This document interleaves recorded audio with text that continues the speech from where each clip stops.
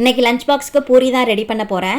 ஒரு காம்பினேஷனோட எனக்கு பூரி வேணும்னு சொல்லி சனுஸ்கா ரொம்ப நாளாகவே கேட்டுட்ருக்கா. அதை இன்றைக்கினாவது எப்படியாவது ரெடி பண்ணி கொடுத்துடணும்னு சொல்லி அதுக்காக தான் மாவு பிசைஞ்சிட்டு இருக்கேன். அது என்ன காம்பினேஷன் அப்படிங்கிறத நான் லாஸ்ட்டாக சொல்கிறேன். இது எல்லாருக்கும் பிடிக்கும் பிடிக்காதுன்னு இருக்குது இல்லைங்களா? அதனால் வந்து இது கூடவே கொண்டக்கடலையும் உருளைக்கிழங்கும் வச்சு ஒரு குருமா ரெடி பண்ணிக்கலாம்னு சொல்லி அதுக்காக ஃபஸ்ட்டு கொண்டக்கடலையும் உருளைக்கிழங்கையும் வேக போட்டுக்கலாம்னு சொல்லி வேக போட்டுக்கிட்டேன். நம்ம பூரிக்கு எப்பொழுதுமே மாவு பிசைஞ்சு வைக்கிறோன்னா ஒரு 10 நிமிஷம் மட்டுமே ஊற விடுங்க.